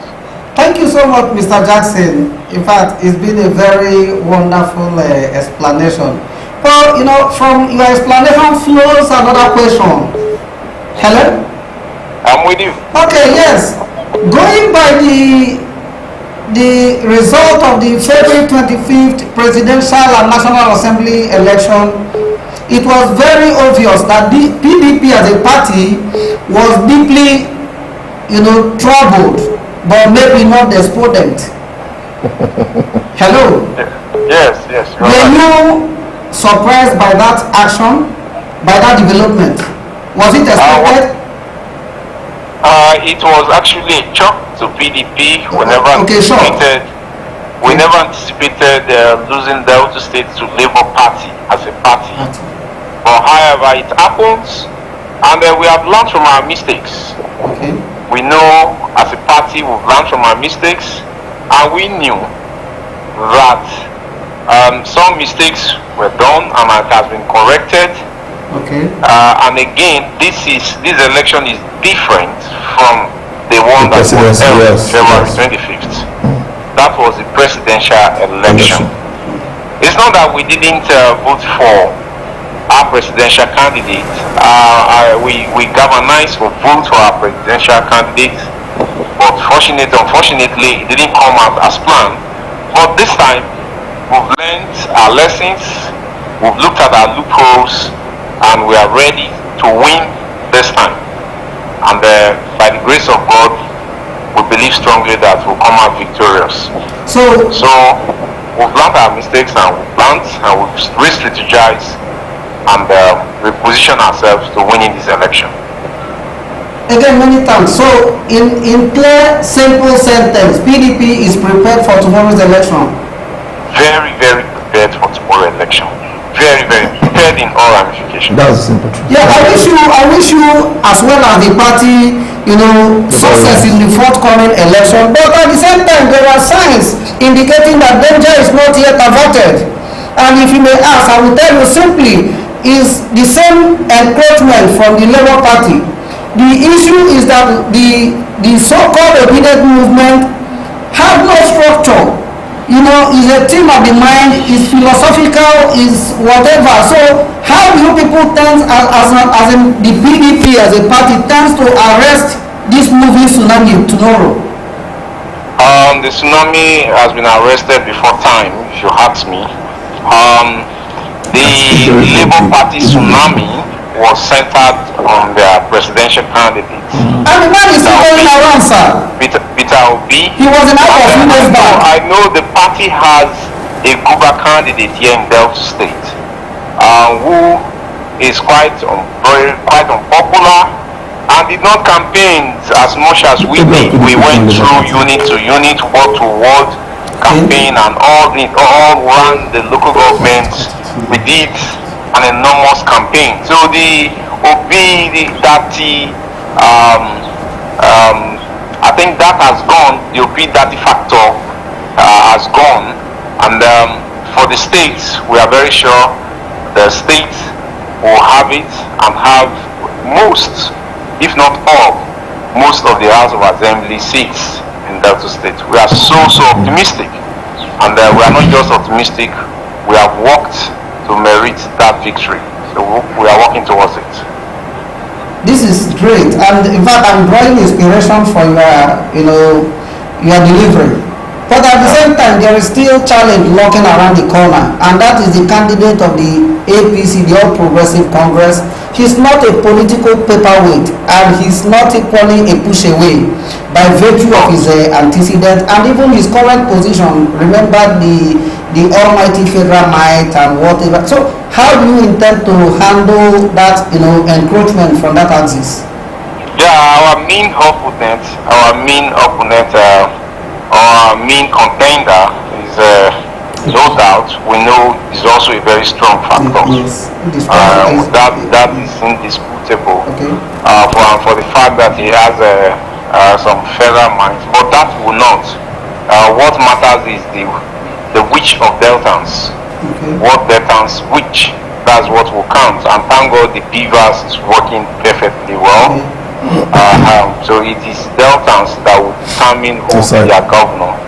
And that will be, I think, before the end of Sunday, we'll know our results and our position. So the wish of Deltans will be expressed through the bylaws tomorrow. And we have no doubt, we are the wish of Deltans, and it will come out very clear tomorrow See, that is not through the bylaws. So we don't care about federal minds and all of that. We know Deltans will come exercise their franchise in a peaceful manner, and their vote will count, definitely. Of course. And that vote will count in the favor of our party. That's our belief, and that's what we are working towards. Thank you again, but we need to move on for the benefit of our teeming followers, of which you are one of us. In mathematics, it is said that from the known you get to the unknown. Going by the recent result, the state is down to APC by 2 senatorial districts. That like PDP is like 1/3. If that action is replicated tomorrow, don't you think that PDP is gone? We have to pack out of Osadebe's house? It will never be replicated. Amen. Get the prayer now. Yes. You go to prayer They now. took Delta South, they took Delta Central, we got Delta North. But this time around, we are going to get is definitely Delta South will have it as a party. Delta North will have it. Even Delta Central will have substantial votes from Delta North. Okay, because their candidate is from that axis. From Delta South Central, I'm talking of Central, we have substantial votes. He's from Central. I know the two candidates of the two main political parties in Delta State, the PDP and the APC, are from Delta Central. So definitely we'll share the votes in Delta Central, maybe 50-50 or maybe 50-60. But however, Delta South will have it. Delta North, we are still going to have it. Very optimistic about that. And I'm very sure that will be the end at the end of the broadcast. Thank you again. But just before we go, we talk about the coastal communities, of the state. The result of the previously held presidential election shows a drastic drop in their voting strength. What do you think set the stage for that occurrence, and how do you plan to arrest that situation tomorrow? The riverine terrain is characterized with a lot of logistic problems, and that led to a drastic drop from the votes from the riverine areas in the past elections. And the riverine journey is more or less twice that of the urban. And very expensive. So this time I think more voters have mobilized to their various polling units in the riverine area. So therefore we are expecting to see more votes this time compared to what happened in February 25. We are expecting more votes to come from the riverine area compared to what it is. And some persons that were voter party to an extent decided to very active in this state election. So that was federal. Some persons were voter party because it was a federal election, but this is state. So a lot of voters are interested, and today most have moved to their polling units, the location of their polling units. So we know that, but I think it's going to change this time. Well, I think the first quality you need to possess as a politician is to have unshakable faith, optimism, and that's exactly what we have demonstrated. But there is this series of reports pointing to the fact that members of the PDP in recent weeks have been moving in their numbers to APC. Are you worried or in any way disturbed by such development? When there is a movement, of course, every party will be worried. But indeed, even if we are worried, we are not perturbed. The reason being that people will cross carpets every now and then as they are moving away from the PDP. Others are moving in from the other party. But is it proportionate? The movement, is it proportionate?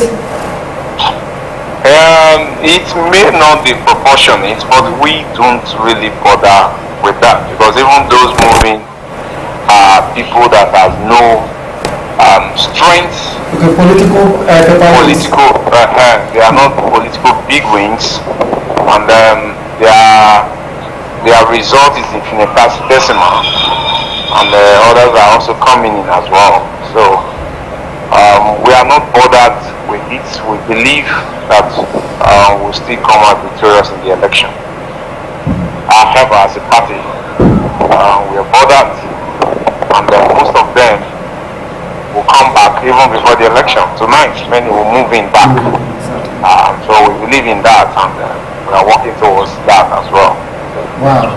So in every party, some people, their interest is not forthcoming, they tend to move. So this movement is everywhere. Even those in so-called the APC now, where we're all once. So no doubt it's a factor, but we are not perturbed with that. We still believe and have the assurance that victorious again. So You mean the party is ready? It's ready, but it's fully ready. And victory is sure? Victory is very sure, very sure. And Senator Dr. Ifeanyi Okowa, the executive governor of the state, who happens to be the leader of the party, has managed the whole process very well. Yeah, he has actually, Okowa has done brilliantly well as a governor of the state.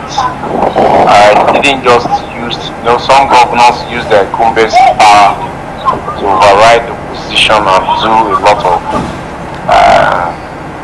nonsense, let me say, a lot of evils against the opposition party. But Okowa didn't do that. He did not in any way. And that was what happened. It was seen in the February 25th election, and the same thing is doing.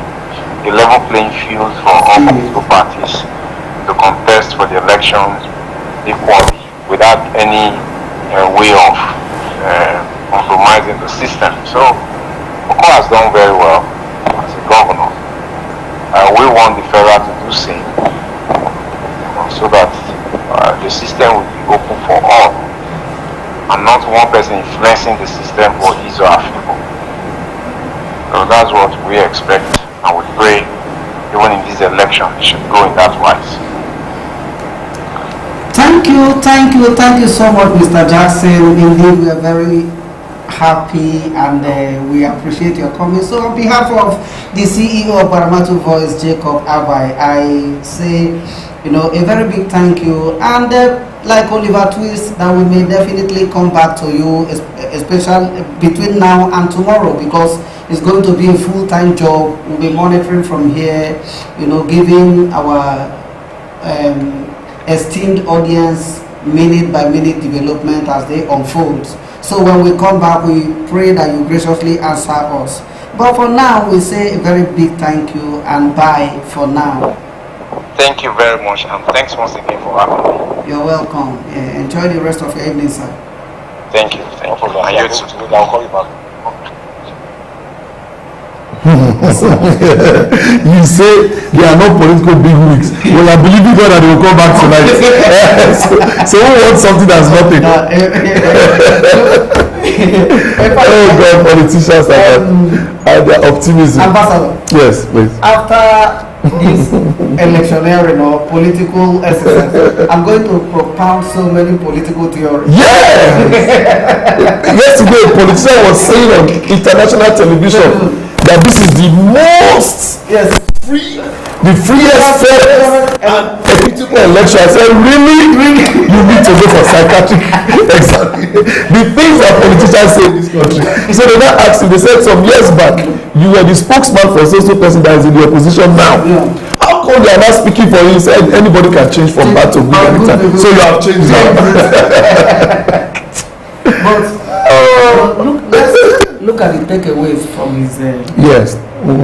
Were they lacking in merit? You can see the hesitation when you asked him about if Okowa has done well. One, you can see there was no prompt response to that. That's one. That's to tell you that the answer was not readily there. Yeah. Then you kept asking now, is the party ready? Is the party ready? You can tell that he's not responding to you, he's responding to something inside. Right? So it's like, am I ready? Are you ready? Am I ready? So he's responding, is encouraging himself and all of that. So, and you cannot expect it to come on air and say he's not ready. Right? But you can tell. Being a stakeholder. Doing that is like political suicide or trying to give himself vote of no confidence. It's his own goal. It's just own goal. He's scoring your own team. And then what I just took from what he said that was of merit was that they have done awesome work lately. I mean, the transversing of the it's been awesome. Something like damage control. PDP has been moving everywhere. The governorship candidate is here today. The wife is there. More forgetter is the incumbent. They are all. No, the only person that didn't do anything today is Okowa. Was not Okowa. He's just he didn't pick a pin this period. He was just the only thing he was come to open a technical page. You didn't see him involved practically in this campaign. Maybe he might be doing of course, so he's doing his work telephones and all of that. This thing called mosquito campaign. Mosquito campaign, yes, I have the pepper soup campaign, mosquito campaign, and all of that. Okay, you know what? We still need to talk about other candidates. But yes. And the APC. Yes. Yeah, in the person of the sitting incumbent deputy Senate President. Yeah. You know, let's look at his political career. He joined the Ibori James Ibori's Dynasty, yes. Dynasty. In 1999, he was appointed one of the executive assistants to Chief Ibori. Yeah. 2 years after, he was made a commissioner, a full-fledged commissioner under Emmanuel Ibori, and he became the secretary to the state government. No, still under Ibori when Emmanuel was the SSG to Ibori. Yes. When he became using Ibori's administration as a yardstick, it will not be wrong to say that he's been politically favored. Yes, he has. You get it. He has been a beneficiary of the Godfathers. He has been. The Senate. At some point, he crossed over. He left the ruling party. You know, went to the then little known. Opposition party then. The Labour Party. It was the Labour Party that took him to the Senate for the first time. Wow. Yes. That's brilliant. He was the first Labour Party senator in the country. Wow. You get it. So that was why I described, you know, him as described the party as the little known, but now he benefited and went there. From there, he crossed over to APC, and here he is. You know, making every other candidate to be future. In fact, when the letter, you know, to address to Arise Television was read, he described himself as the most prominent or something, as in, but from all indications that he's the best among the best.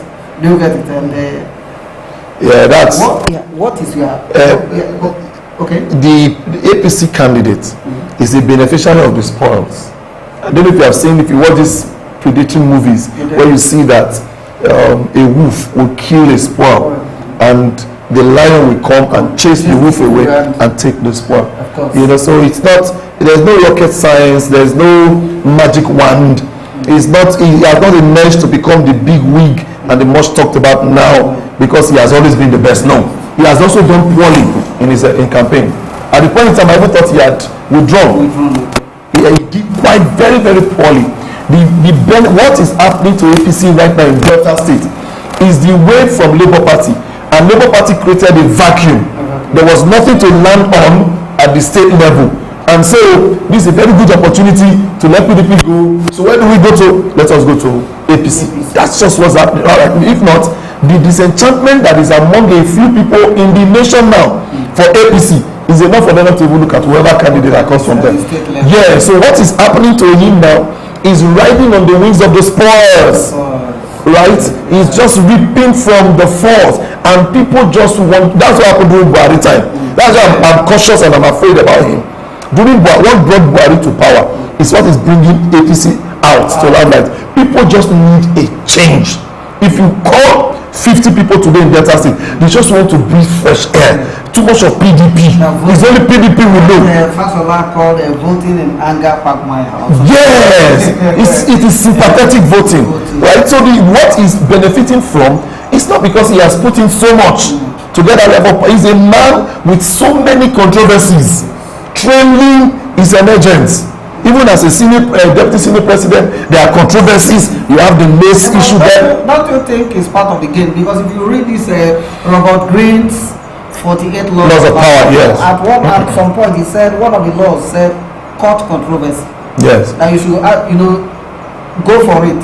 Now why people are discussing it to win popularity. They win popularity. Yes, that book is one of the books I don't believe in the philosophy is written there. It's a principle that rules the mafia world. It rules the mafia world. It's one of those books that they were the handbook of mafiaism. Cultists use it too. So most of those things don't play in real world. Niccolo Machiavelli's principle, the state and none of that. So those things, when you come to the real world, there are some indices that also come to play. It's also possible too. Negative negative publicity also help. Negative publicity is publicity. Of course. That's how they say in media and communication. Negative publicity. That's how Donald Trump became the president for the times that he won it. Yes. But what I'm saying is that the level of controversy that Trail is pressing as an individual is enough for him not to even be looked at right now. If Kempela had started his campaign early. You know, Sheriff started very early. That's why I really don't blame him too. At a point in time, Sheriff was doing proxy campaign through his proxy network, his groups and all of that. It was the only one. We're only hearing about PDP. And for them then, it was as good as one. Until Labour Party now shifted the paradigm for the whole state. So APC is now the much talked about bride of all the parties simply because they are benefiting from the spoils. Because PDP created a vacuum. And Labour Party also created a vacuum at the state level. Like the chieftain of PDP just said now, he's not known. Kempela is not known here now. He's not known. Not being known is relative. As what extent? And the truth of the matter is that politics is a game of popularity. But not being known, does that qualify him as a political pushover? No, the truth of the matter is that Labour Party has become a consciousness. The consciousness of Labour Party is rejecting the normal that is not beneficial. That's the consciousness behind Labour Party. The Labour Party movement, the OB movement, I like to use that because it's not party affiliated. The OB movement is reject the status quo that is not beneficial. The only reason for you to allow the status quo subsist is when it is beneficial. That's the principle of the OB movement. So rejecting the status quo here being PDP. There are some people that one of my friends posted the other day and said, I'm not canvassing for any party, but anything this party, I'm against it. Right? So that's where you have the are we talking about Labour Party now or APC? No, APC, we're still on. Beautiful. That's where you now have APC now is now the next preferred choice. Like they tell you that when you have two devils, you have to choose the one that you say. The next preferred choice seems to be, and then apart from that too, APC candidate Omo Agege has some level of grassroots mobilization. He has done so well. Like some people are saying he did so much in Orogun. I'm from Orogun anyway. Yes, I'm from Orogun. I'm supposed to be observing from there tomorrow. Right? The people say he has done so well in Orogun, but there is no community in Delta State without a project attracted by Omo Agege. Either a street light or a transformer or a block of classroom refurbished in Onya, they are scattered all over. Of course, he concentrated a lot of projects in Orogun, but who called it Ibori when he turned Ogara to a 21st century city while he was the governor? Right? So, with all of that he has done, he was able to gather some level of grassroots support. Right? So you now add the Labour Party victory to that grassroots support. That's why you are seeing this explosion of APC becoming a target and then a threat to the other parties right now. So you may not be surprised if he's declared a winner. I won't be surprised at all. Tomorrow, anything can happen tomorrow. Even Kempela can be anything can happen tomorrow. Look at the key performance indicators. Yes. The key performance indicators shows very well that APC is quite prepared for this election tomorrow. So, okay, with your side comment about Kempela, should we jump the Labour Party or do you have any? No. Let's talk. I want to talk about the Labour Party. The Labour Party. I really want to talk about the Labour Party movement because the reason why the Labour Party is important, we talk about it, is because there is a defining factor for those that win election. Like I said the last time I was here, the undecided. The undecided, they are the people that decide the election result. Those undecided people that today I don't know what I want to vote for yet. Those undecided people, they make up the large chunk of the obedient movement. Right? If you even look at the obedient movement, you will discover that most of the people that are in the obedient movement are new into politics. They are new to political consciousness. As even the leaders in the party in the state, they have not been grassroots politicians. Not that they have been in any party, they just came into the system and all of that. So the Labour Party is a fresh bee. It's a new boy on the block. It's a new kid cut off the chip from the block. So it's for him, what I think Kempela may be doing is setting the framework for the next election. That's what I think he's doing. I think he's setting the framework for the next election. But at the state assembly level, there may be some shakings. There may be, who can expect some surprises there. There may be some shakings. And then talking about the other party contestant. We'll touch some of them before we go. Okay. But before we make that before we transit, Yes. you say that he's making whatever the build up is for the Yes. That's the real realistic truth. From experience of the past. Will this movement still be intact in 4 years' time? My goodness. Unless you are not watching the indices, I'm telling you, I can predict to you with by God's grace and you know what about sociology? Sociology helps you predict the future by the behavior that can be consistent. If you look at what is happening now with the wave with which obedience took off, then there's what they call the principle of reinforcement. Anything that you do and you get a little reward, your confidence to do becomes reinforced. The level of result, in fact, even the obedient women didn't believe they can have this kind of result. The level of result has reinforced. And don't forget, Labour Party has been in existence since democracy in Nigeria. It's not a new party. So obedient movement will only get stronger as a tsunami. If they don't get judgment, the next election will be so wide clear, right? It will only grow in momentum. I tell you the simple truth. Let's touch 2 areas. Yes. If the movement is sustained, Yes. don't you see people, those that indulge in political harlotry, Yes. joining the Labour Party in order to make it very, very difficult for the current candidate not to emerge in 4 years' time? You see, one of the things that's happened that is why you see APC and PDP, people are just rejecting both of them. It's because the minute this one became prominent, you started seeing wave.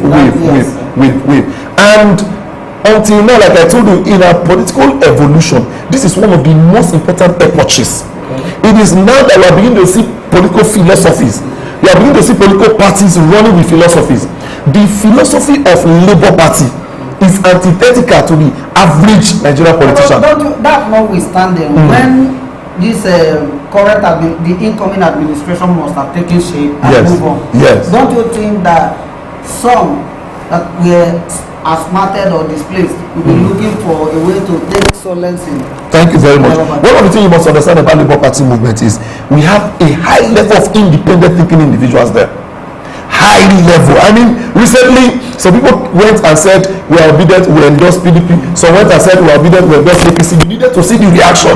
Immediately there was the reaction. But see, like party membership in the country start from where? You are the grassroots, yes. The grassroots. So yes. If as you are now, yes, you are one of the political bigwigs here in Warrior, yes, right home, you get it. To tell the Labour Party chairman in your ward or whatever that you've come to join, don't you think that he will see you coming as a big fish? The first thing that will not happen. Before the people that reason accurately will come to know about it, you've registered at the grassroots level. Yes. Don't you envisage such occurring? There's what they call group behavior. Okay. The behavior of a group is defined by the individual that make up the group. And the personality of the leaders in that group define the personality of the aggregate of people. So you now have what we call group behavior based on the aggregate behavior. The Labour Party is consistent in their pattern of behavior. Have you seen any PDP or APC member defect to Labour Party? I've not. Beautiful. Why have you not seen it? Because one of the things they don't respect in Labour Party is big wigs. The philosophy of Labour Party is making an ordinary man a big wig. That's the philosophy. So when the big wig starts coming, because it's an independent party, my assumption, my guess is that there will be a national reaction from the rank and file, which may lead to either a degeneration or a restitution of the purpose, such that they will expunge these people and their pattern. We're not a give shishi, it's not a joke. Right? One of the things that Labour Party always, for instance, when I saw this campaign, one of the things I love about it, the fact that it was not known. So they are telling him, if you are strong, build a personality like Peter Obi did. And with what the guy has done, few days, you needed to hear him speak. Even this recent debate that the others declined from also helped me to understand that he's an intelligent person. So the philosophy of the party matters a lot. Labour Party is a party that is built on philosophy, not built on this political scandalous behavior that we are seeing in the society. Okay, something happened, today. It was reported that in Lagos, that some of the Labour Party senatorial candidates went back to the original home, which is APC. APC, yes. Don't you expect more of such actions to come? That's exactly what will happen. The minute they go in, they won't be able to stay. What will happen to them is they will not be, the system and structure is not normal again. Welcoming. Yes, it's not the normal. Do you know that there's a level of we-ness, the principle of we-ness that comes, that we as a we-ness that comes, we against them. Yeah. There's a level of we-ness that rich people feel. There's a level of we-ness that Elite feel. So you want to give the poor man, that street man, the opportunity to sit on the same seat with me. There's a way it puts up the rich man. Exclusivity is the basis of the rich to reinforce their personalities, right? So those are things that are not in Labour Party. They already destabilized them. So when you come there, you discover this doesn't play here, you become uncomfortable. You either go back or then you conform. So the party may either make you conform or you go back to where you're coming from. Right. So just before we go, because we've spent quality time. Awesome. I didn't even feel like we have spent time today. We very, very appreciate you are coming. But just before then, don't you see the possibility of some of the aspiring candidates, maybe for the House of Assembly, governorship, winning tomorrow, and the campaign 3 months back to where they came from? Yes. Because most of them are riding on the parties. And they are not operating on the vacuum. Yes. They came from somewhere. Maybe they were outsmarted by the so they just use the Labour Party without knowing that it's going to pay off, in this form. Now after winning, there is no place like home. No place like home. See them going back. And in that, Labour Party will be the massive loser. And the truth of the matter is that the average Nigerian politician cannot be trusted. It's a given. The average, in fact, trusting a Nigerian politician is a big risk. It's a huge risk. Somebody was saying that Omar is promising that he will do what to teach us. They are saying not to promise so. So the average Nigerian knows now that trusting the Nigerian politician is so anything can happen when it comes to Nigerian politicians. Some people yesterday defected to another party. Today a leading party big wig defected, right? So you cannot, when it comes to Nigerian politicians and their stomach infrastructure, you cannot trust what they will do. You cannot trust what they will do. All right, we keep our fingers crossed, gazing at tomorrow and God spare our life. I think it's going to be a very, very interesting day. It's going to be interesting indeed. And please stay safe. Stay safe. Stay. So to our dear viewers, it's been a wonderful, time out with you. We obviously appreciate your commitment towards being of this station, because there are so many stations that you could have, opted out to join, but you prefer your darling station, the Baramatu Voice. We are not taking your loyalty for granted. We appreciate, and like I keep saying, we would like to make this encounter very, very interactive. And what do I mean by that? It means that we are expecting your reactions, feedback, comments, and contributions. You can do this using any of our social media platforms, or you can as well just visit our comment section and drop your comments. Or better still, you have our telephone number directly on your screen. You can pick it and reach us. We are going to draw the curtains for this evening to open as early as 6 a.m. tomorrow morning, and we're going to be your companion all through the day, giving you reports of what is happening across Delta as a state and Niger Delta as a region, and indeed the entire country. It's going to be an interesting program. And to our dearest brother and wonderful, at the point I was like, had it been, there's this saying as a communication student then that communication is a two-way process. Yes. And for communication to be effective, it must not be asymmetrical or symmetrical. That meaning that it must be balanced. But because of what you were dishing out, I was about, keeping quiet so that I can. Thank you very much. What I'm saying is exceedingly well. Thank you very much for having But me. here always. at Baramatu Voice, in our quest for excellence, we keep going for the best. And we have spotted you to be one of those, Awesome. I'm those humbled. I'm best humbled by that request. heads around. So Thank you very much. The implication is that the reward for good work is more. It's more work.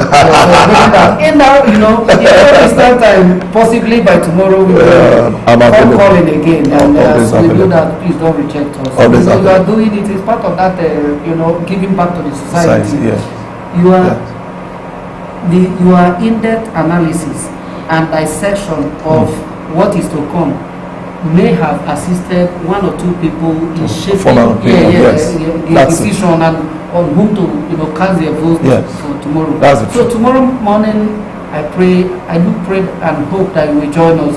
Yeah. To touch Even if I can't join the but I can join later when I'm back. other frontliners. One of the Professor Harriman, our editorial board chairman, when we described some as the frontliner, he said nobody is a frontliner. For you to have bought the ticket, You are a frontliner, yeah. That's in theory. It's in theory, not in practice.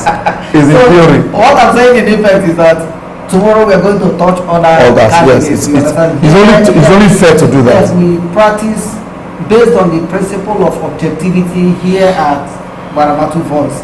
We don't give, special One-sided, no. attention to I love the balance. Yes, we make the platform equal and available for everybody, irrespective of class, sex, whatever, and academic background. So again, we thank you so much, and do remain safe. Most importantly, ensure that you cast your vote tomorrow, because if you don't, you will not have the right to complain if anything goes wrong. Again, Jeromaro Utomi is my name, and with me is Comrade Ogaga Darrington aside. so we say bye bye now until tomorrow when we open by 6 a.m. Thank you so much. Thank you.